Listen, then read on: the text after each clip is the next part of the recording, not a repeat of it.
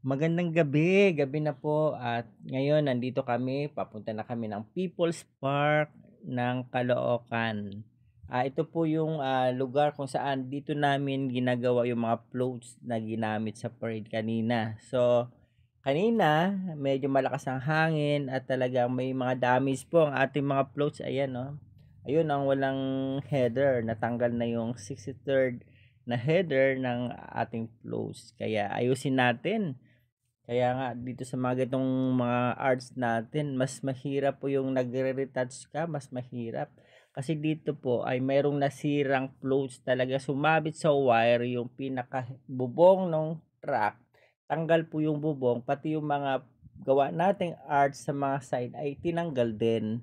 Kaya kailangan bukas na umaga ay makaparada na ito. Kaya tulungan tayo dito mga ka-teams natin. Ayan, si Clark nandyan, si Crosper nandyan, si Pernell nandyan, si paring Boyet ko nandyan, at kasama din natin ang aking wife na si Rose. Ayan, kasama tayo para i-retouch yung ating upload sa gabi ito.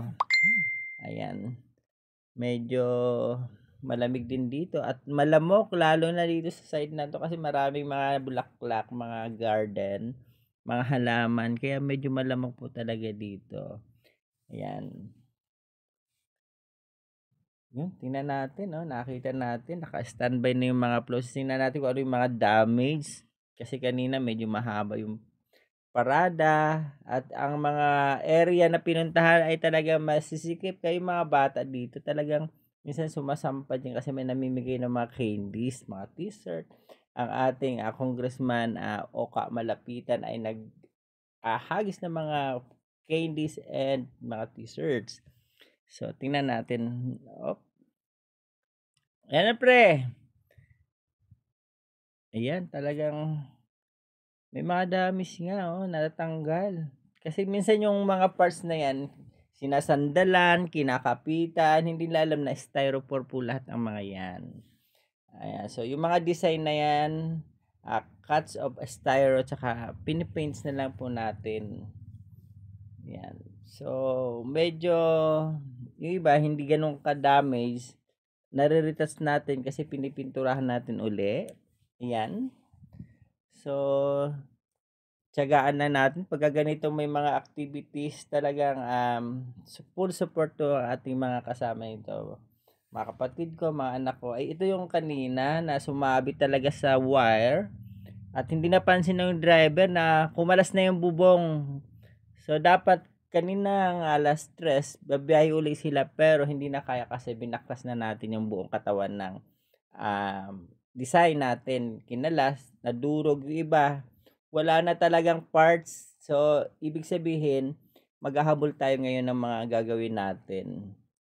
So, pinaghandaan na ng team natin. Yung iba, inayos na. At nilak na ng anak ko yung mga dingding. Kailangan may pako pa. Kasi kailangan ng pako para mas hindi nakakalas pag mahangin. May pako na, may glue stick na. Ito si Clark Cyrus.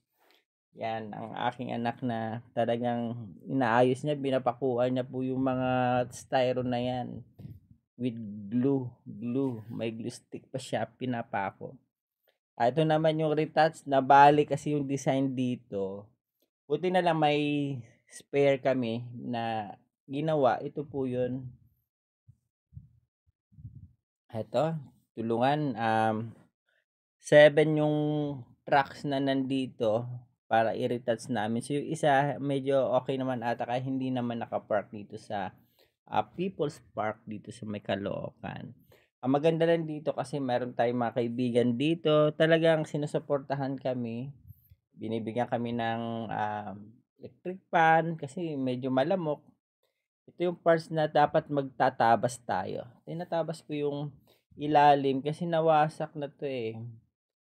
Yan, kailangan papalitan natin ng panibagong design. Ang oras natin yun is, ano na siya, 11:30 so magto-12. Eh, ang dami pa nitong gagawin natin. So, bukas, dapat, bago mag 5, okay na tayo. Yan. So, tulungan. Ang bilang maganda sa panahon na ito ay umuulan. Talaga pumapatak yung ulan. Hindi naman siya ambon, ulan na siya, kaya medyo sumisilong na kami dito at nababasa na yung mga gamit natin. Ito, sinusukatan na natin itong parts natin. Ito yung nawalang parts, nahulog daw, hindi na na-recover at nagulungan na ng mga gulong ng mga kasamang mga floats natin. Kaya hindi na nila na-recover yung mga sides. So, ang ginagawa natin nito, didesign na natin. Ayan. Same din yung mga design. Ayan, nagkakat ako dito sa part. May mga parts kasi na nahirapan yung mga driver dun sa side mirror. Pero mayroon akong ginawa doon, hindi naman siya gano'n kalaki. Kaya ginagawa ko, ino-open ko na siya ng mas malaki. Nagbabasa ako ng design. Ayan, nagpapako tayo. No? Pinapako natin styrofoam kasi minsan ang tendency ng hangin pagka tinamaan yan, umaangat. Kaya pinapakuan natin yung mga plywoods natin. Kasama na yung styro para hindi na siya makalas. Ayan, dapat dito ay maingat yung pagkat natin.